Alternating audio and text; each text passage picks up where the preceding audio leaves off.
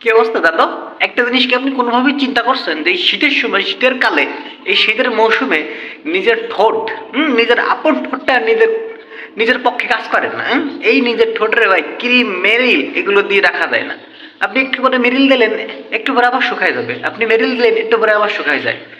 মানে মেরিল দিয়ে পারা যায় না কোনোভাবে, এর সাথে কোনোভাবে পারা যায় না। মেরিল দিলেই শুকায় যায়। আমি চিন্তা করি যে এই এতবার মেরিল আমি দিয়েই রাখতে পারি না, কিন্তু একটা রিলেশন করে সেই রিলেশনটারে আমি কিভাবে এতদিন ধরে রাখবো?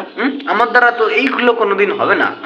আমি সামান্য মেরিল দিতে দিতে হাফসায় যাই। একটা রিলেশন করতে গেলে তারে কত লুতুপুতু, কত তার বকে সারা মতন ছোট্ট ছোট্ট করে খাওয়াইতে হবে, তারে কি এখানে ওখানে যেখানে সেখানে বিভিন্ন জায়গায় ঘুরতে নিতে হবে।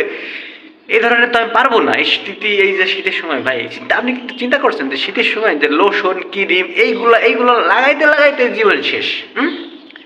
মুখে লাগাও, ঠোঁটে লাগাও, গায়ে লাগাও, সব জায়গায় লাগাও, কত ঝামেলা না। এইগুলো দিয়ে কুল পাই না। এর মধ্যে যদি আবার একটা রিলেশন করি, তারে ধরে রাখবো কেমনে আমি?